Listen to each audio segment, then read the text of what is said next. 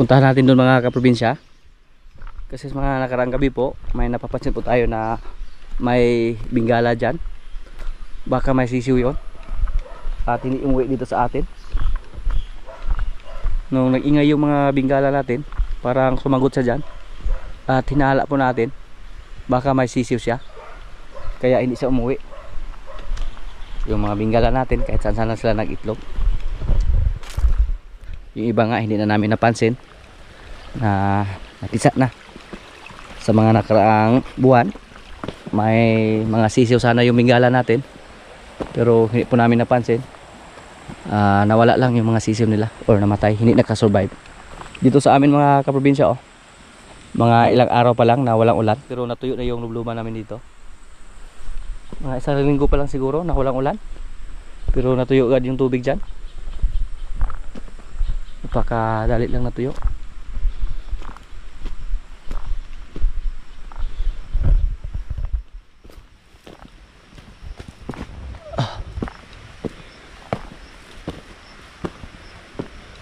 Tahimik naman dito.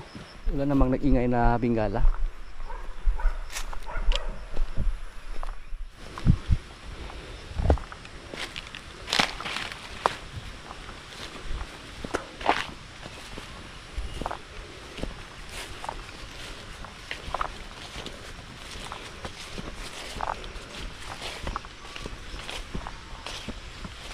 Mukhang may bingala doon. Dito po palagi nagtambay yung mga bingala natin. Tingnan lang natin baka may kasama silang sisiw ba.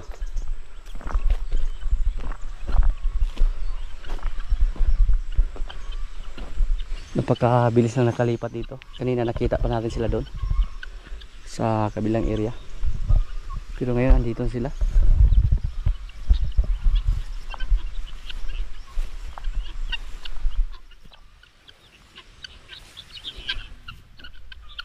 Wala namang sisiw.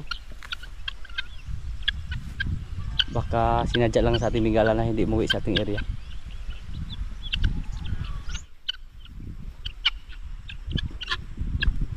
Yung sisiw ng bingala mga kaprobinsya, napakagaling din magtago. Nung una, nung may nakita tayo na bingala na may kasamang sisiw, hinuli sana sa ating mga kasama, pero hindi nila nahuli lahat dahil napakagaling magtago ng sisiw. Para mag-signal yung nanay ba. Pag mapansin ng nanay nila na parang hulihin sila or may kinatatakutan, may signal yung nanay nila at magtago agad yung mga sisiw nila. Yung ating luya dito, target natin ito na harbisin ngayong December. At marami namang damo, pero hindi pa ito pwedeng ibigay sa ating mga alaga yung mga damo, maliliit pa. At yung mga luya natin hindi na yan mamatay, makasurvive na yan. Nasa mga 5 buwan na yan. Ang problema lang, medyo nasalot sila dahil sa damo. Sa mga nakaraang buwan hindi natin natanggal agad yung mga damo.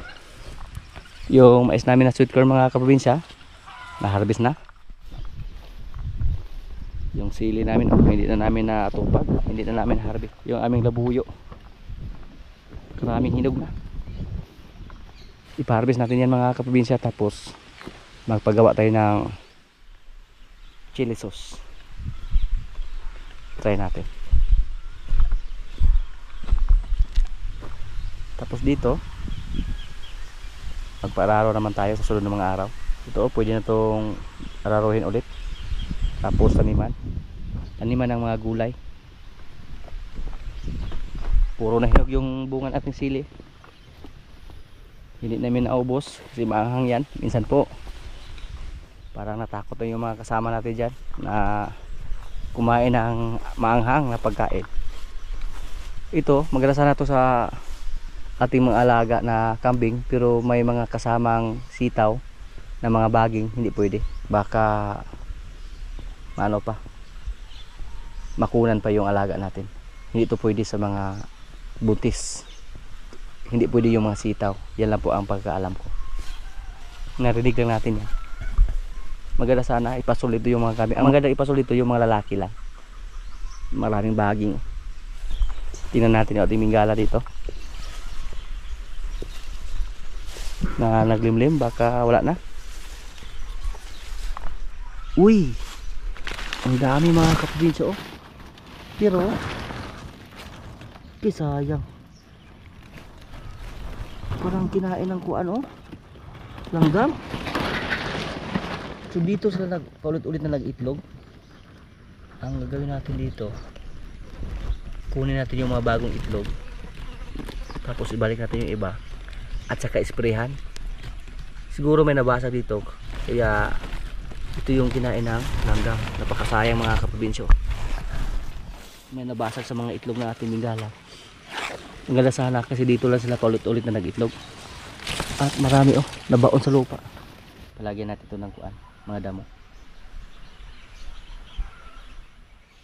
Ang kunin natin yung mga bago lang, tapos isprehan ng pangtaboy ng langgam.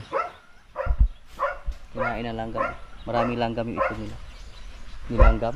So ang mangyari po, matakot nang bumalik dyan yung mga bingala natin. Kunin natin yun mamaya.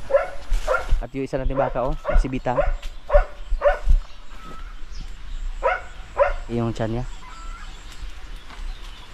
January po siya nakasahan, Pebrero, Marso, Abril, Mayo, Hunyo, Hulyo, Agosto. Magpitong buwan na yung tiyan niya. So malapit na yan, kunting tiis na lang. At yung nagkasa sa kanya, si Bitas. Mas una siyang mga anak compare kay Quinay. Pero isang linggo lang yung pagitan sa kanila. Yung tiyan niya oh, dako na.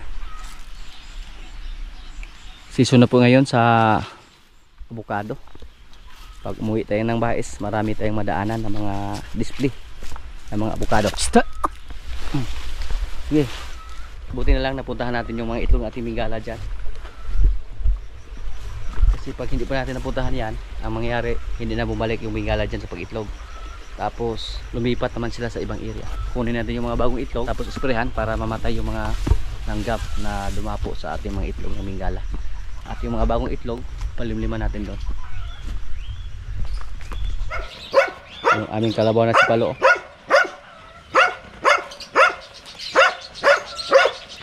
At dalawa na po sa ating mga kalabaw ang kanya nakasahan dito. Pero yung mga kalabaw na nakasahan niya, yung pinalagaan natin sa iba. Yung isang kalabaw na nakasahan niya, pangalawa na yon. So kung sakaling mabuntis yon, at si Palo yung tatay, sa atin yon kasi yung unang anak mapunta yan sa nag-alaga. At yung isa nating kalabaw na nakasahan niya, yung inalagaan ni Bullpasser, si Tisay. Napakaswerte ni Bullpasser kasi napakadali lang naglandi sa kanyang kalabaw na inalagaan. Yung kasama ni Bugoy, yung pinalagaan natin sa bundok.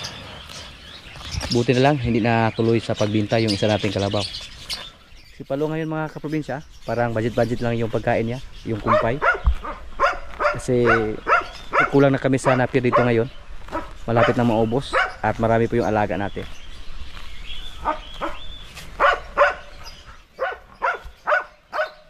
Si Palo, mga 18 months na siya dito sa atin. Ang kapital natin sa kanya nasa 48,000. Pero hindi po tayo nagsisi. Napakabilis niyang lumaki. Dito sa amin siya yung pinakagwapong kalabaw. At malakas na si Palo maghila ng rayos. Siya po yung tagakasta sa ating mga kalabaw kung sakaling maglandi si Jin, kung hindi natin mapaiay. Pero kung mapaiay natin, hindi niya matikman si Jin. Hindi po tayo lumapit ng husto kay Palo mga kaprobinsya. Baka masungayan tayo. Sa mga nakarang video natin, yung iba nating mga baka, pinalabas po sila. Sinanay po namin palagi na palabasin si Limer para kalmado na siya pag sa tuwing nasa labas siya. Hindi na siya mag-wild. Limer, sana dumami yung lahi mo dito ha. Ayayog pa loy-loya. Tingnan niyo po yung tainga. Matangkad si Limer. Si Rambo andun oh. Si Rambo mabilis din lumaki mga kaprobinsya. Kahit medyo mahal yung bili natin sa kanya, Doon tayo nakabase sa kanyang kagwapuhan, hindi na tayo nakabase sa kanyang laki. Pero pag yung mga komprador na yung bumili, wala na. Doon sila nakabase sa laki ng kalabaw. Yung nabili natin si Rambo, nabili po natin siya sa presyo na pang alagain. Kaya medyo mahal. Yan. Rambo. Si Rambo. Nag-order na po tayo ng isang rayos para kay Rambo mga kaprobinsya. Para maturuan namin siya sa paghila ng rayos. Nung una po na naghakot tayo ng baboy, nung nagbinta tayo, 20 heads yun. Napagod si Palo. Buti na lang, nakatulong pa yung kalabaw ni Bullpasser. Pero si Rambo mga kaprobinsya, malakas to. Nung unang dating pa niya dito, sinalang agad namin siya sa trabaho. Kahit bata pa siya.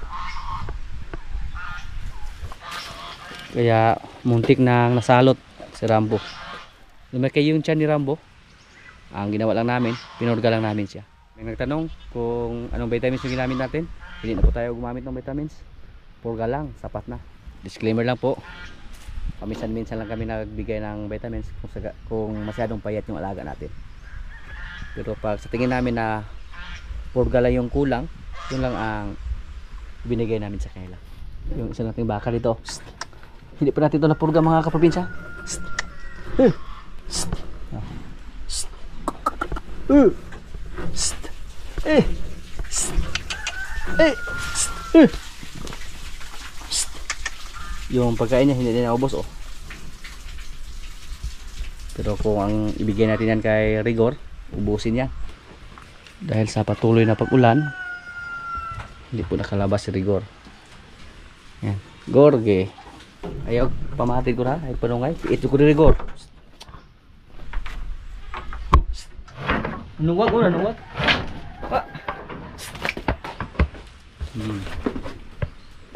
Okay, mukastang lawasa.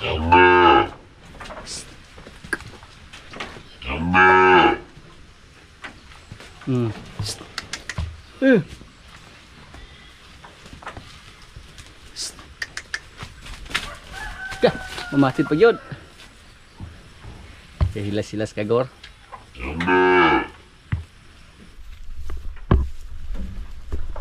Oops, op, op, op, op.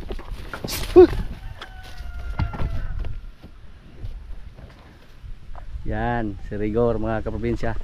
Nagbago yung kulay niya oh. May halong itim na siya, parang si Kuan din. Parang si Pakbos dati. Hindi siya pure pula. Malito ne.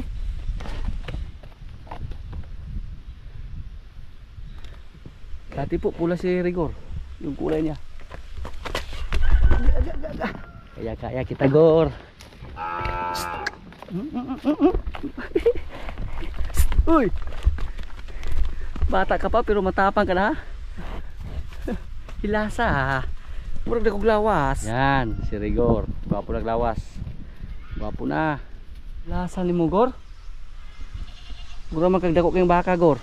Pag magkatabi kayo ni Lemer, ito'y ka lang. Swerte ka, pinalabas kita ngayon. Bigyan kita ng kumpay. Magkuha tayo ng napier doon. At nakangitip ako na nakatingin kay Rigor mga kaprobinsya oh. Nung andun pa siya sa kabilang bakod, medyo namayat siya pero ngayon na nasa kulungan na siya, makakain na siya ng gusto. Kahit na tag-ulan, mabusog na siya. Itong si Rigor, kailangan itong palabasan palagi. Yung isa si Junior Pogi, hindi lang muna. Kasi hindi pa siya marunong magdala sa kanyang tali. Gor!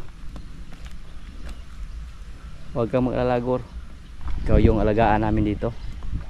Kapalit sa ating mga malaking baka dyan. Kung sagaling maibinta natin sila.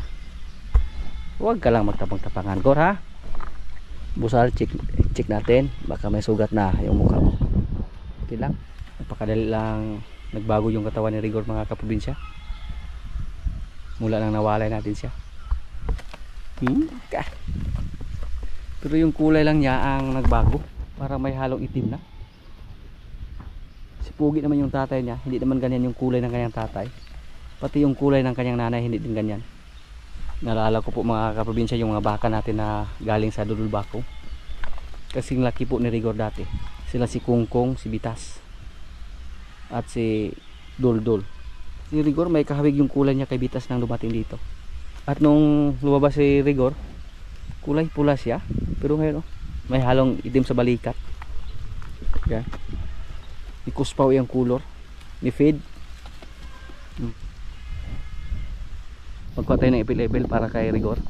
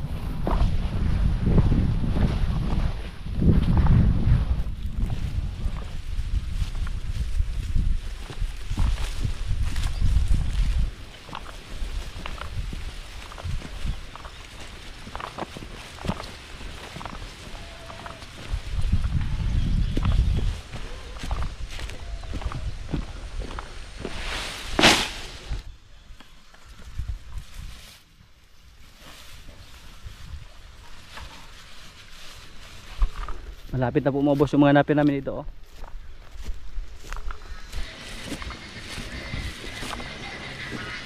Pero yung mga kasama natin nagtanim ng napir doon sa tabi ng sapa.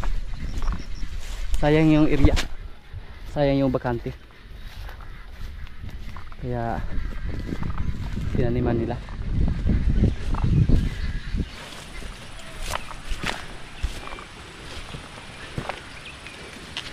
Yan na lang yung natira sa ating mga napir dito, at yung andun sa likuran, at saka yung nasa kabilang area na inupahan natin. Wow, namangha po ko sa ating mga napir dito mga kaprobinsya. Next month pwede na yan, ma-harvest na naman. Ang bilis silang tumubo. Yan po, grabe no. Ito po yung resulta sa tuloy-tuloy na pag-ulan sa mga nakaraang linggo. Yan o. Nung pumunta tayo dito, wala pa to. Pero, na-surprise po tayo. Grabe. Parang kailan lang kami nag-harvest dito. Yan o. Diyan po kami nagtanim. At the same time, na-harvest yung mga napir dyan. Dalian ito po sa api ari jo.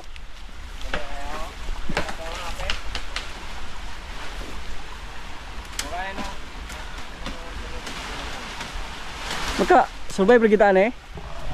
Maka survive kita.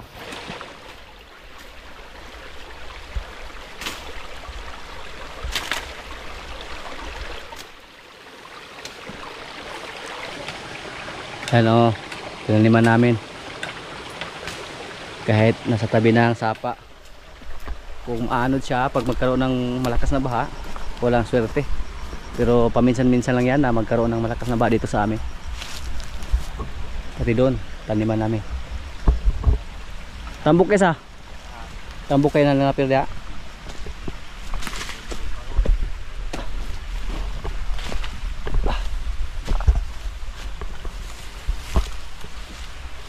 Kahaita bo.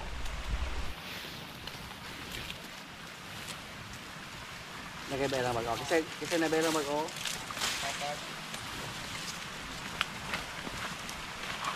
Uslan gid siya.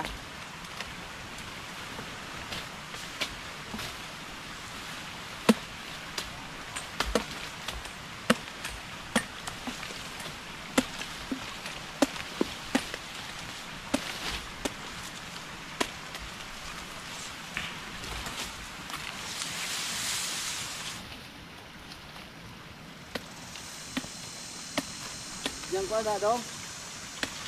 Ipugla na itong daan, bago ulit kuha dayon. Spray o kuhaan. Timbos para matay itong mga hakot o gihakot.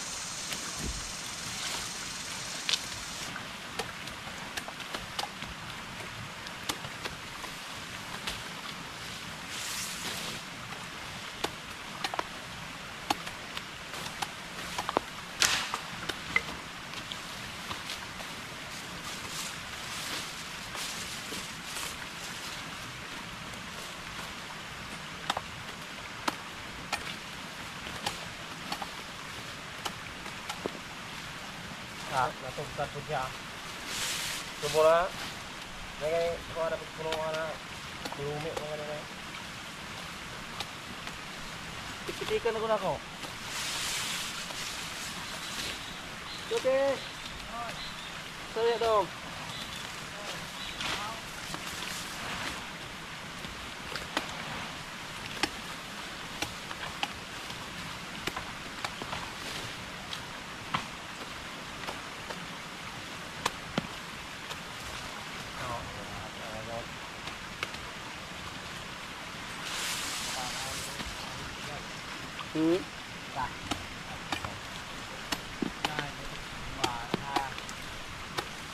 Ay, pasakar ko. Hindi kaya pwede maihak-hak.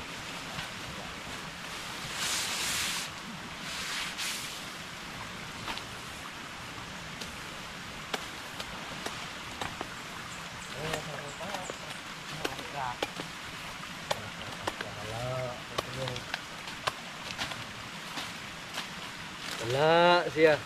Nalang sa ano yung lamit yung pusto.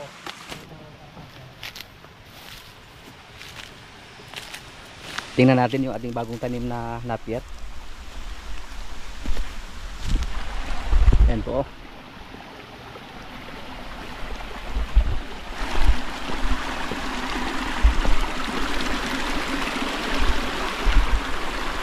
Mahinang tumubo yung mga bagong tanim pa lang mga kaprobinsya. Wala pang mga saha ba. Yan. Dito kailangan putulin yung mga sanga na yan, sanga ng kahoy para walang disturbo sa ating mga nappier. Tingnan nyo po yung ating falls, pangit na tingnan, pero pag may baha maganda sa tingnan kasi malakas yung tubig. Diyan pataniman din natin ng nappier dyan. May maliit na bakante pa.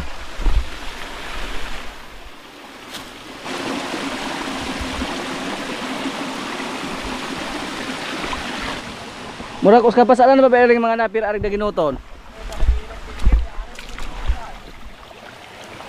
Oy, mo din na nakuhaan diha. Maway pagtulog adlaw na gini.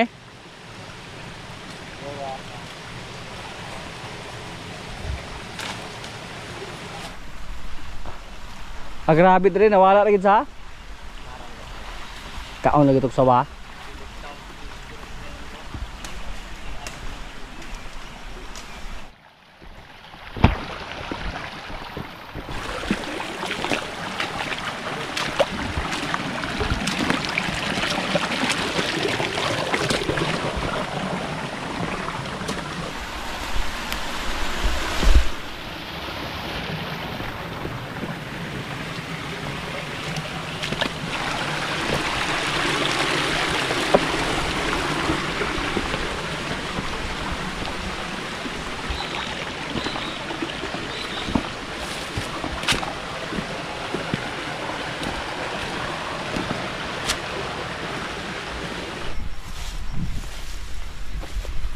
Dito mga kaprobinsya, oh.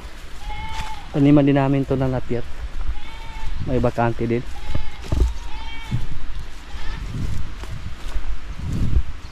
Isprehan muna namin yan. Pwede din lagyan ng kambing, stula ng baka. Kailangan po namin dito ng maraming napir kasi padami yung mga alaga natin, lalo na pag hindi tayo magbawas ng mga alaga natin. Patuloy yung pagdami nila. Sa mga gustong mag-alaga dyan ng hayop, mas maganda magtanim muna ng mga pagkain ng baka o kambing bago mag-alaga, kasi mahirap pag mauna yung alaga bago yung pagkain nila, maubusan tayo.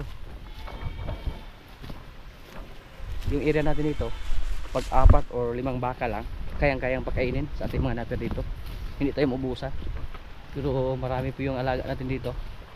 Sa mga baka pa lang, yung andyan nasa 5 yan, tapos sa kabila 4, may mga kalabaw pa, kaya kulangin tayo sa pagkain. Buti lang dito sa ating lugar, sagana tayo sa tubo. Mga kaprobinsya, kailan na po? Ito yung pagkain namin, oh. Gulay, may adobong pato, may kanin. Lord, maraming salamat sa pagkain. So, kailan na?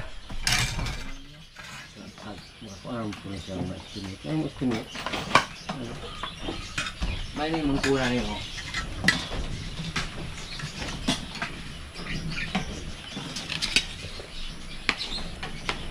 Tama isang lawasan sa puso.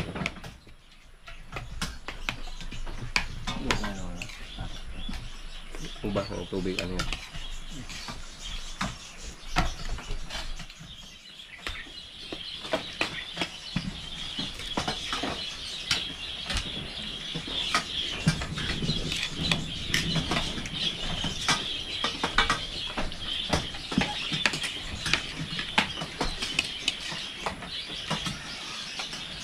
Kana bagong ligo eh. Hindi sayang nga. Kadigo na, ligo na to. Mga orok sa luang Marquitos. Uwa pa yung magulang. Sarigay. Ay ganay magulang magbulo ya.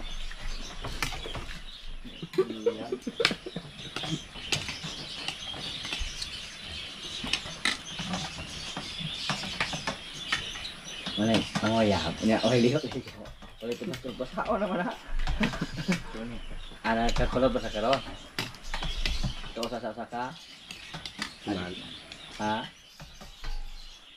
Kuman.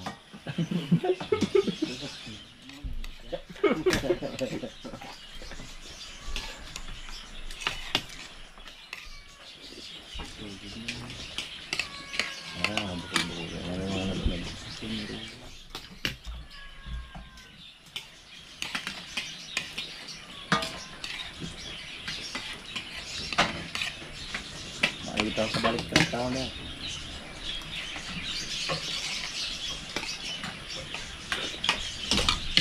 Lingawan sila.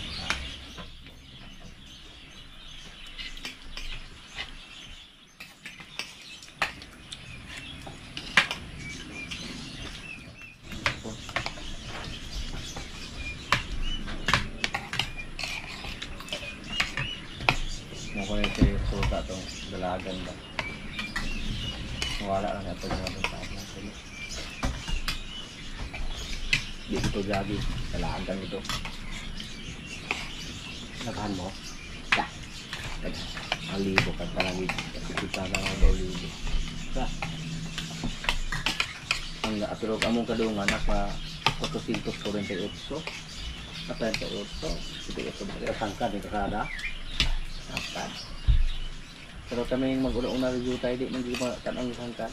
Nagbalik na, makita na mo na nga tagkatag ng laga.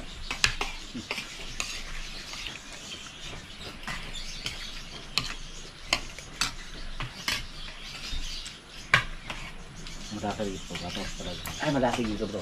Takto na siya. Eh, ito hindi kaya po mga service dito. Mapunin nga. Naglading na natin ha. Wala mo lang mama. Kita ko dito lamig. Tagi mama pasang naglagan ba? Para mawalas ko ta. Ano po nag... Marangan po. Wala po yung gaganga. Patimplar ko daan. Okay na po. Okay po pangayuan po kayo ng dalang itinalan ng langay na kayo. Ay, sa tuning ko dito dito, sa kailangan mo kag-litson ng kutas kaya lang talaga. Dapat sa ura. Wala namin itao.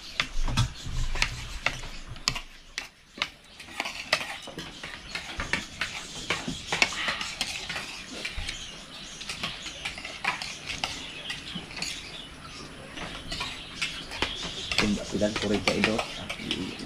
Okay. Sabi ng irian. Nangite. Baik.